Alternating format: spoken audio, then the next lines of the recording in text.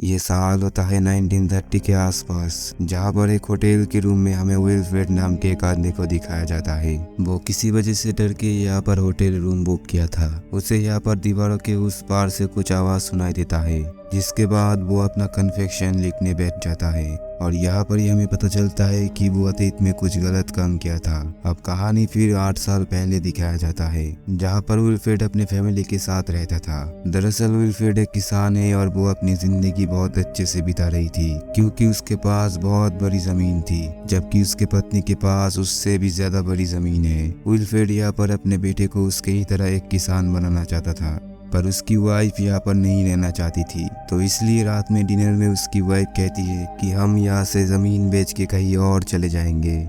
लेकिन विल्फ्रेड यहाँ पर ऐसा नहीं चाहता था, और इस वजह से उनके रिश्ते में धीरे धीरे दूरी होना शुरू हो जाता है। और नौबत यहाँ तक आ जाती है कि उसकी वाइफ उसको कहता है कि मैं तुमसे अलग होना चाहती हूँ। हमारे पास जितनी जमीन है उसे हम कंपनी को बेच देंगे, और जितना पैसा मिलेगा उसे हम आधा आधा बांट लेंगे। विल्फ्रेड यहाँ पर ये बात सुन के बहुत ही परेशान में आ जाता है। वो कहता है कि इसके बाद हमारा बेटा कहाँ पर रहेगा। उसके पत्नी यहाँ पर कहती है कि मैं उसको अपने साथ ले जाऊंगी, ताकि मैं उसको एक अच्छा फ्यूचर दे सकूं। और अब विल्फ्रेड इस बारे में हर वक्त सोचना शुरू कर देता है।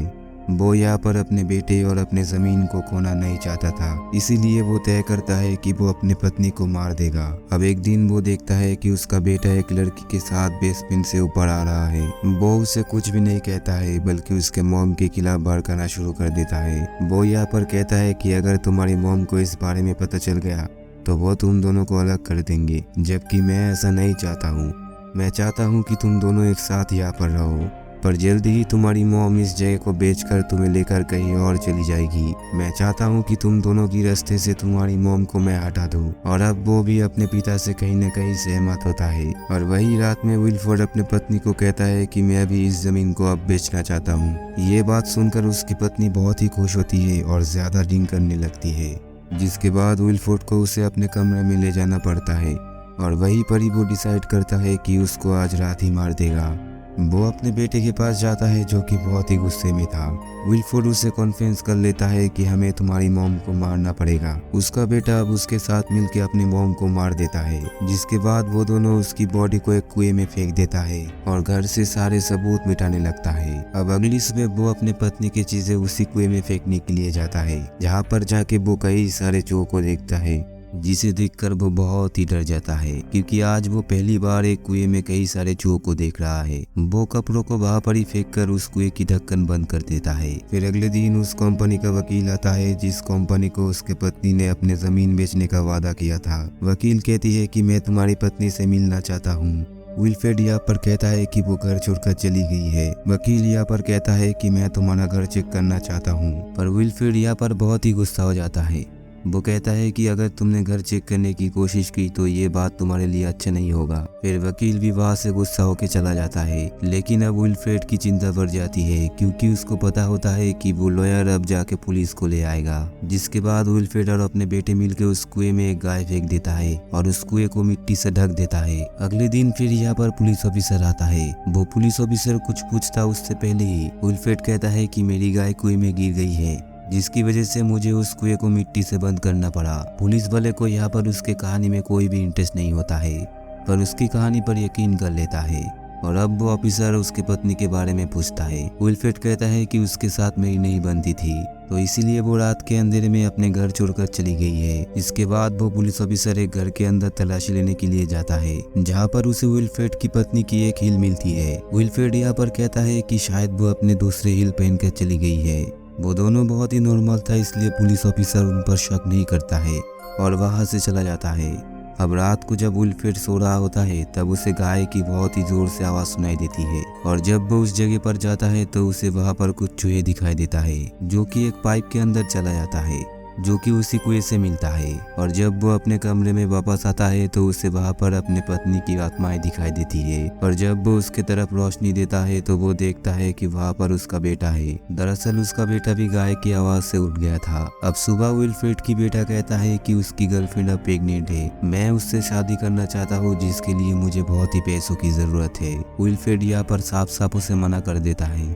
वो कहता है कि मेरे पास अभी कोई पैसा नहीं है और साथ ही ये भी कहता है कि तुम्हें शादी के लिए 25 साल इंतजार करना पड़ेगा। और अब वो लड़का कहता है कि मॉम अगर जिंदा होती तो वो मेरी हेल्प जरूर करती, हमें इस जमीन को बेच देना चाहिए था। विल्फ्रेड का बेटा वहाँ से चला जाता है, जिसके बाद उसकी गर्लफ्रेंड की डैड वहाँ पर आता है। वो विल्फ्रेड को कहता है कि आज मेरी बेटी की जो भी हालत है वो तुम्हारे बेटे की वजह से ही है। मैं अपने बेटे को 4 महीनों के लिए शहर में भेज रहा हूँ और जब वो बच्चे को जन्म देगी तो वो उसे किसी के पास एडॉप्शन के लिए दे देगी और इसमें $300 चाहिए जो कि तुम नहीं दे सकते हो। मैं जानता हूँ कि तुम्हारे पास इतने पैसे नहीं है, पर फिर भी तुम्हें $75 देने होंगे। विल्फ्रेड यहाँ पर कहता है कि मेरे पास अब कोई भी पैसा नहीं है, पर उस गर्लफ्रेंड की डैड कहता है कि तुम्हें $75 देने ही होंगे, चाहे तुम्हें अपना जमीन क्यों ना बेचना पड़े। अब अगले दिन विल्फ्रेड एक बैंक में जाता है जहाँ पर उसे कहा जाता है कि तुम्हारे जमीन के बदले 750 रुपए दिए जाएंगे, पर फिर भी यहाँ पर विल्फ्रेड बहुत ही कंफ्यूज होता है।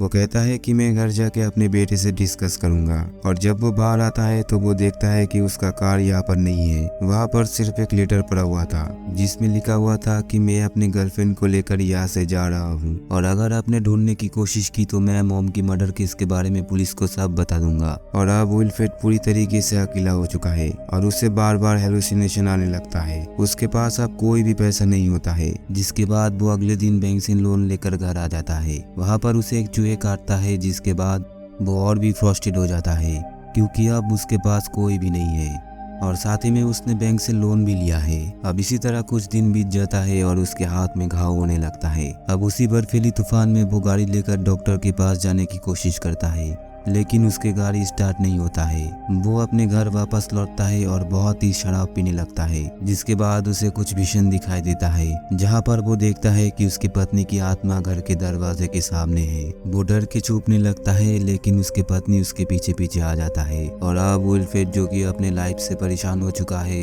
वो अपने पत्नी से कहता है कि मुझे मार दो, लेकिन वो उसके पास आती है और कहती है कि हमारा बेटा अब मर गया है। यहाँ से जाने के बाद उनके पास पैसे खत्म हो चुके थे, जिसके बाद वो लोगों को लूटना शुरू कर दिया था। उनका नाम पेपर में दिया गया द स्वीट हार्ट बैंडेड, क्योंकि उसकी गर्लफ्रेंड भी उसकी साथ दिया करती थी। और एक दिन जब वो दोनों लूट रहे थे तो एक आदमी ने हमारे बेटे की गर्लफ्रेंड के ऊपर गोली मार दी थी, जिस वजह से उस लड़की की मौत हो गई थी और हमारा बेटा इस सदमे को बर्दाश्त नहीं कर पाया और वो भी इस दुनिया में नहीं रहा। ये सब बातें सुनने के बाद विल्फ्रेड बेहोश हो जाता है और जब उसे होश आता है तो वो एक पुलिस ऑफिसर की गाड़ी में होता है। उसे एक हॉस्पिटल में लिया जाता है जहाँ पर उसके हाथ काट दिया जाता है क्योंकि उस हाथ में बहुत ही ज्यादा इन्फेक्शन हो गया था। और अब कुछ देर बाद एक पुलिस ऑफिसर आता है जो कि उससे कहता है कि हमें एक दिन पहले एक लेडी की बॉडी मिली थी जिसे कि कुछ लुटेरों ने लूट के मार दिया। उसका पूरा चेहरा खराब था, लेकिन हुबहू वो तुम्हारी पत्नी की तरह ही थी। इसका मतलब कि अब तुम्हारी पत्नी इस दुनिया में नहीं रही।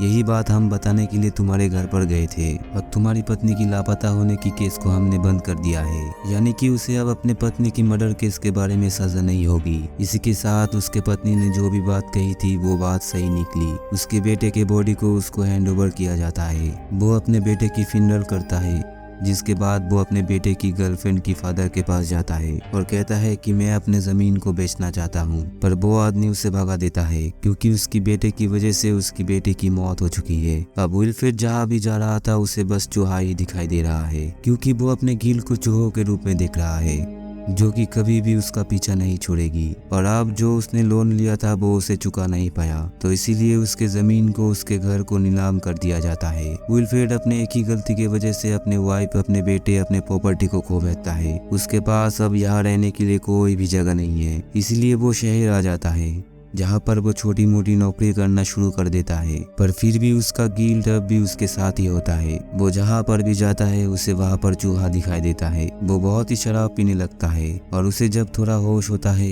वो उन लोगों के घर में जाता है जहाँ पर उसके बेटे ने लूटा था। वो उन सभी घर वालों से माफी मांगता है। कहानी फिर से वापस आती है जहाँ पर वो कन्फेक्शन लेटर लिख रहा था। वो इस लेटर में अपने सभी गुनाहों को लिख रहा था, जहाँ पर वो ये भी लिखता है कि वो अभी भी उसकी वाइफ की गुनहगार है। हालांकि उसके वाइफ की केस को बंद कर दिया गया है। और इसी के साथ ये मूवी यहाँ पर ही खत्म होता है।